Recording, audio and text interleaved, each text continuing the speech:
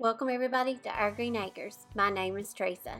Today's video I'm going to bring y'all along as I make some really inexpensive, really pretty home decor using some Dollar Tree items and also some things I got at the thrift store. Now I want to show you how we can make a cute little terrarium using some Dollar Tree frames. Now I'm going to show you how we're going to take 11 Dollar Tree frames and we're going to make this cute little greenhouse or terrarium.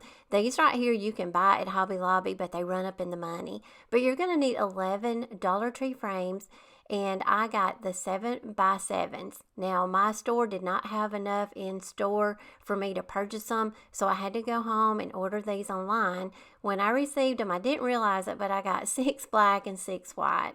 So I don't know if you can order all white ones or if they just come that way. But the first thing you want to do is you want to take the prongs out of all of them and you want to remove the glass. Now I painted all of them white, even the white ones, just so they'd all be a consistent white color. Now the white ones will not distress because they don't have any kind of a colored base to them, so I had to put some faux distressing on them to match my black ones that I distressed. So I just went around with a Dollar Tree furniture marker, and you just kind of lightly want to just go around randomly, just barely touching in areas just to give it some faux distressing. Now once you get them all distressed, then you want to dab a little glue in each of the corners and you want to insert your glass back in. Now the next thing we're going to want to do is make some panes for the window, and you can use some little wooden coffee stir sticks if you have some of those. We did not have any, so we're just going to use some of these cable ties that we already had on hand. These come 15 to a pack and they're 18 inches long, so we will be able to get two panes out of one cable tie. So we're going to spray paint these white, and one side of these have like a ridge on them and the other side will be smooth. So we're going to make sure the smooth sides go to the outside of our windows. And we just used some Rust-Oleum flat white spray paint. We gave them a couple of coats, let them dry really good. Then I took them inside and just cut the end off, and then we're going to want to measure, because each one you're going to want to be 7 inches because that is the size of each of our frames, and then you'll want to make a mark at 3.5. Because what I'm doing is I'm just kind of giving myself some guides, so when I apply the cable ties to the windows, they'll all be straight and they'll all be consistent, in the same place. So when we put the structure, of the little house together, all the panes are in the right place and they're all lined up. So I'm just going to the top and the bottom of the window, and I made a mark at 3.5. That way I know where to glue my little cable ties. Now I'm just going to cut the second one, since I've got that one already measured out. And now we've got, the two little window panes for this. Now I just used some hot glue. I just did a couple of dabs at the top and the bottom, and you just want to press it on, and then just do the same for the middle one. And I did 3 little dabs of glue on this one, and you want to make sure to get all your glue strings remove those before you get your center one down. And this project does have some glue strings, so you'll just have to work with that as you go. But there we are. We've got the window panes in. They're all consistent, and you'll want to do this to 10 of the frames. Now once you get all the panes in, now we're ready to construct the house. Now the first step is you want to put the sides. You're going to glue 2 windows together. Now the inspiration that I saw for this was on Instagram, and I will leave her handle down below. She did like a really quick mini reel, and she left out a lot of the steps in her tutorial, so you kind of had to just kind of go and kind of figure it out. But she hot glued her whole house together. Well, we tried this method and I wasn't happy with it because it just was too wonky and it didn't square up in the end. So we're going to end up taking it apart after we get it hot glued, and I'm going to show you a better way that we found that it'll make it a little sturdier and it'll square up better. But this is basically what the house will look like without the roof if you just do the hot glue. And that's what it looked like, but you still got to put the roof on, and like I say, it just didn't hold together very well. So we took it all apart, and we're going to apply some wood glue along with some hot glue, and we're going to make it a lot sturdier. Now while the wood glue was drying, we did get a square and set it up just so we'll make sure it's standing up straight, and then we just dabbed a little bit of hot glue on another empty frame just to add some structure and hold up our side as we was gluing it. But we will remove that frame in just a minute once we get the glue dry. But we're just going to go around of where we're going to, glue the window panes together, apply our wood glue as we need it, and just little dabs of hot glue.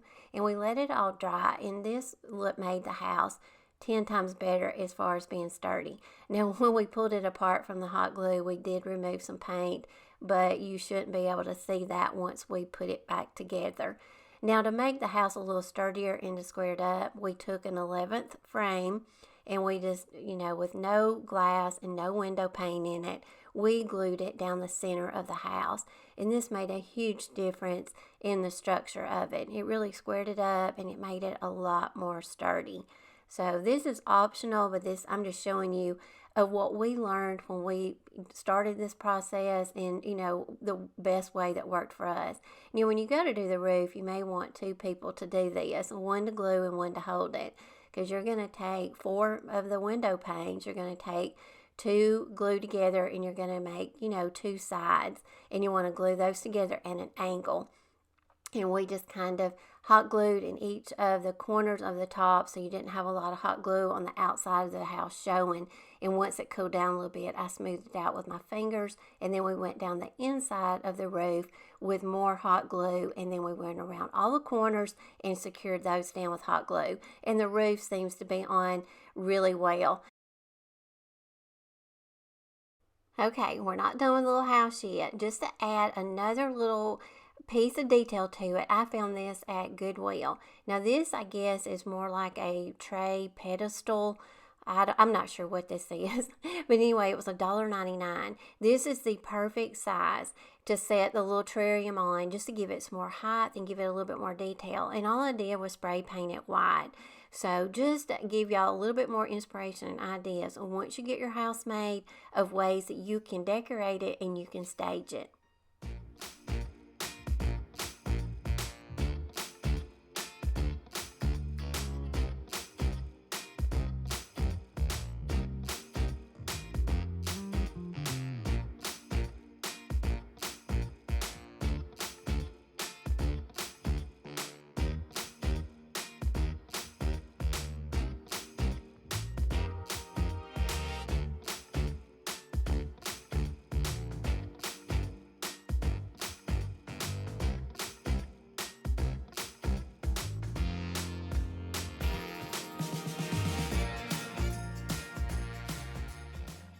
Now I'm going to show you how we can take an inexpensive cigar box and just turn it into something really shabby chic, and it's a fun project. You can get cigar boxes a lot of times at yard sales, and you can get them sometimes for $1. This one come from Goodwill, and I paid $4.75 for it, but it was red tag day, so I actually got it half off. But I loved the size of this little cigar box. So I'm going to take these little wood ornate pieces that I have in my Amazon store. I always have these on hand because they make great embellishments for my projects. Now I'm going to take the frames out of the clay mold, and you just want to put cornstarch in it, and then you want to put your air dry clay in it, and then just use whatever design you want. But I'm going to pick that oval frame. I thought that would make a great embellishment for the top of my cigar box, because what I'm wanting to do is I'm just wanting to embellish it on the top and on the front with just some ornate detail. And I thought this frame was really pretty, so I'm just using my Type Bond quick dry wood glue. You just want to adhere it to the base. Make sure you go around your little clay mold very light to the touch. You don't want to mess up any of your detail, but just make sure it adheres to your base well. And then I'm going to add these 2 pieces to the front. My little cigar box had some little indented writing on the front, and it still showed through after I painted it. Now I painted this little cigar box white because I was going to go with it white, but then I don't know, I'm in love with the Dixie Belle Tea Rose Pink paint right now. And then if y'all saw my video last week, and if you haven't, I'll link it at the end of this video and also down in my description. But I did another project with this color paint, and I absolutely love this. So I'm going to go over it with a Dixie Belle Tea Rose, and I'm just going to go over it with a couple of coats, all around it, and really really get that detail really good. Now I'm going to go over it with some liquid patina because I want to put some white wax on it. And anytime before you apply white wax, you want to seal your paint. And that way it'll make your wax really go down into those little crevices a lot better. Now I'm using DIY white wax and I'm applying it to the top, and I'm also going to put it on the sides and on the front. But it really brings out all that really pretty ornate detail in my embellishments. And I thought this little cigar box turned out so cute. Now I left the inside white. I also always have scraps of IOD transfers. And you know, if you don't use your scraps right away, a lot of times when you store them, they will get damaged, and that's what's happening to some of mine. So before they get damaged, I'm trying to use them up. So I just took one, and it was one of the ones out of the traditional pots. There's a sheet that it has, you know, some white graphics in it, and I just took it, what was left of it, and I applied it to the front of the box.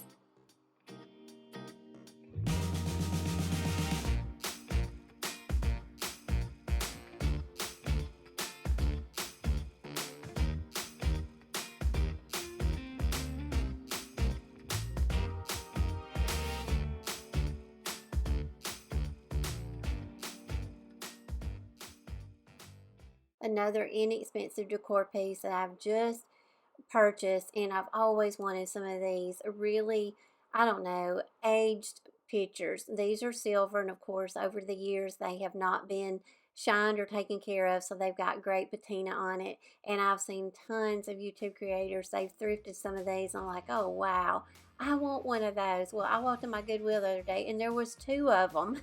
I paid $3.99 each for them, y'all, and I'm leaving them just the way they are. So I'm just going to style them for you, and all the florals that you see in today's video will all be listed in my Amazon store. So if y'all need some really pretty florals for the summer season, make sure to go out and check it out. I'll have a link to it in a pinned comment and also in my description box.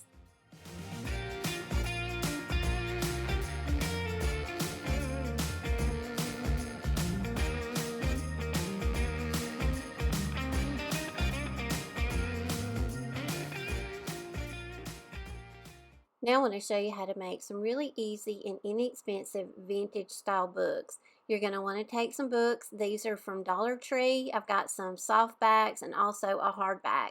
I think the soft backs work just as good, but I'm going to show you both ways. You just want to remove the covers off of all of them, and the soft backs, of course, remove a lot easier because all you have to do is just tear them off. Make sure to tear them off to a page to where you've got a good front cover and a back cover, and then you want to dip them in leftover coffee. Now if you are a tea drinker and you have tea on hand, that will work just as well.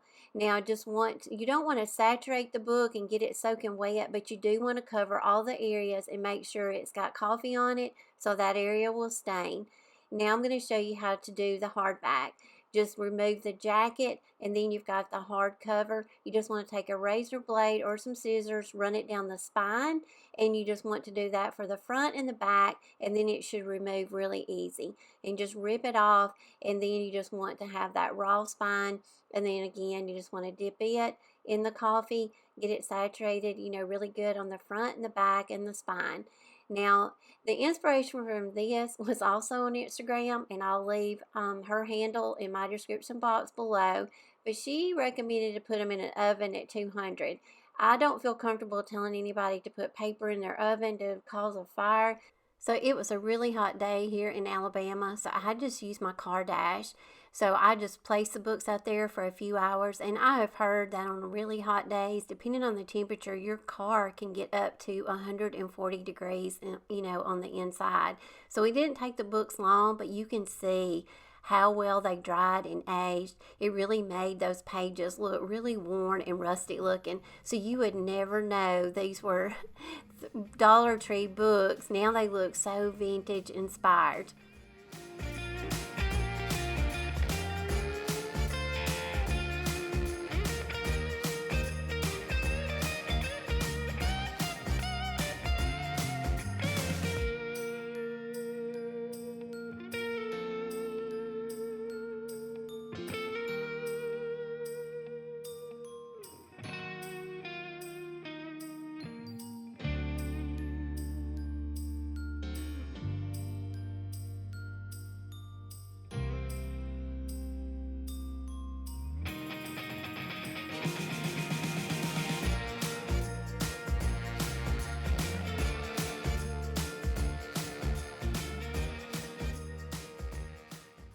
Now I want to share with y'all another fun project, and this will be some Dollar Tree items.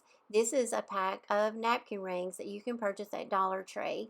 Now all I did was I just went out and I spray painted them white, but you can color them or paint them any color that you desire. Now I'm going to show y'all how we can add some clay molds to them. I'm just taking various clay molds that I have. This is the Rosettes, and I'm taking one of the smaller ones, and after I've got my napkin ring painted, I'm just going to apply it. I'm going to make up a few more and just show you different variations of different designs that you can make out of the clay molds, and then you can apply them to your napkin rings. Now this is from the Lock and Key. This is another one of my favorite clay molds. I use this one a lot. So I'm just going to take it. It's long, and it actually was the exact length to go all the way around that napkin ring. Now I'm going to use my Type Bond quick dry wood glue, and I'm going to apply all the clay molds to the napkin rings. Now this is where you can get really fun with these. You can embellish these any way you want to, and you can paint them any color that you want to. And I'm going to show you different variations of some different colors that I do with mine, just to give you more inspiration and ideas. Now this is the trims mold. This is also another one of my favorite molds. I had a viewer the other day that left me a comment and asked what some of my favorite molds and stamps were, and it's hard to say, but this is one of my favorites. So I'm just taking one of the wider trim molds that's on that, mold, and it fits around that little napkin ring perfect. So, you just want to cut it off with a straight edge and make it the right length to go all the way around your napkin ring, and then apply it down with some glue. Now, your clay will shrink some, so make sure that it really meets, because if not, it may shrink up a little bit once it dries, and it may leave a gap if it doesn't. But you can always put that to the back. Now just kind of shape it and mold it onto your napkin ring, and then set it up and let it dry. Now this one was a little bit too long, so again, I'm going to take that straight edge. This is like a paint scraper, and but whatever kind of straight edge you have, and just cut it, and then just mold it around your napkin ring, and it's that easy. So I'm just using different designs, and then I'm gonna paint different colors. I'm gonna do one white, and this one I'm doing in Dixie, Belle, Tea Rose, and then I'm gonna take some of my DIY Apothecary. It's more of a green, and I'm gonna paint one that's green. This is the one that I'm using white chalk paint on, and this is the Apothecary. Now all of these colors are just absolutely beautiful, but you go with whatever color or theme that you may have on your tablescape. And then once I got them painted, I'm going to go over all of them with Liquid Patina and seal them, and then I'm going to add some wax to them. Now I'm using DIY wax. This is in the color white, and that way it'll get down in all those little crevices, and then you just want to wipe it off with a paper towel. Now you can, go over it again if you want to. Just get the wax in all the areas that you want it, and set it up, let it dry, and you can seal them again with the Liquid Patina. Now they're ready for some really pretty napkins. Now this one is the pink one, and I've showed this in several projects that I've done lately. I'm really loving this tea rose pink. So if you're looking for a really pretty muted pink for your projects, I highly recommend the Dixie Belle Tea Rose. Now I'm going to show you, this is a Dollar Tree transfer. Dollar Tree has some rub-on transfers, and if you go in and you find them, pick them up. Now I'm just taking and just showing you different options of different ways you can embellish the Dollar Tree napkin rings. Now if you don't want to invest in napkins, take your drop cloth, get a placemat or something you can use as a pattern, cut around it, and cut out some drop cloth squares. Throw in the wash machine and the dryer, and you will get those raveled edges. So I'm going to style them for you in just a minute and show you how easy it was just to make your own rustic farmhouse napkins. Now I want to show you some really inexpensive chargers that I picked up at a yard sale. I got 4 of these for $2. So a great way for you to find more pieces for your tablescape. Look at yard sales and also at thrift stores. Now I'm just going to style them for you and just give you some ideas and inspiration of all the ways that you can add these to your tablescapes.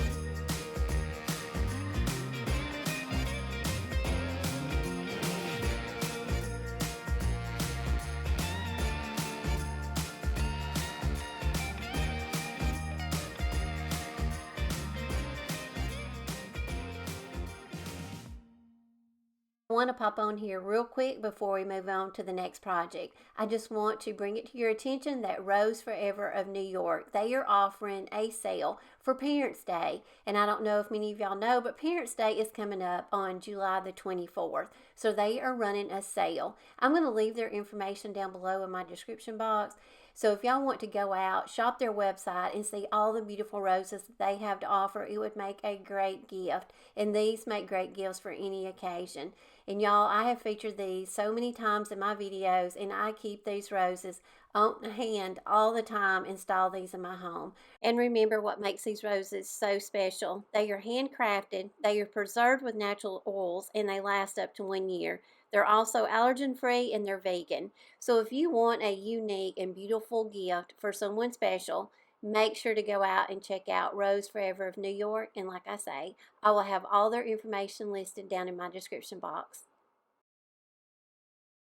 Now I'm going to show you another Dollar Tree item that you can really use to embellish some thrifted napkin rings. And a lot of times you can find napkin rings at the thrift store.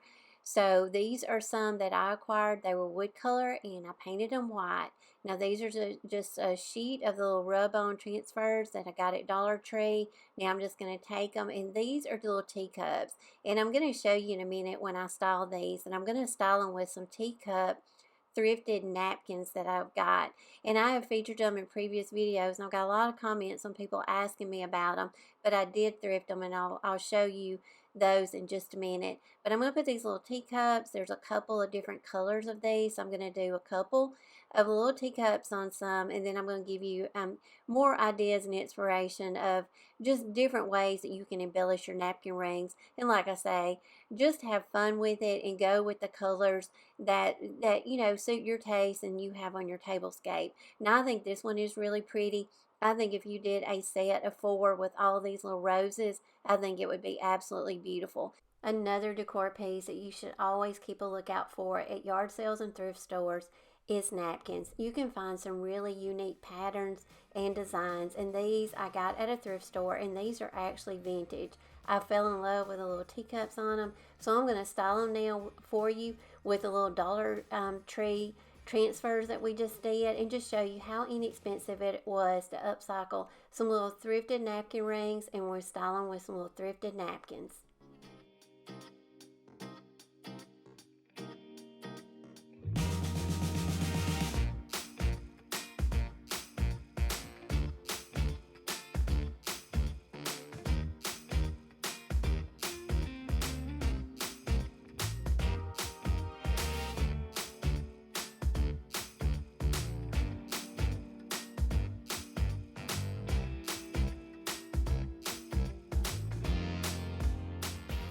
Y'all, we are at the end of the video. I want to remind y'all to please go over and follow my Facebook business page. I have been posting things over there daily. So just to get more of a glimpse of me and get to know me more on a personal side, make sure to go over and follow me there. You can also join my Facebook home decor page. Make sure to go over, and post your things that you make over there. And also, I want to give a big shout out to the people that have donated to my super thanks.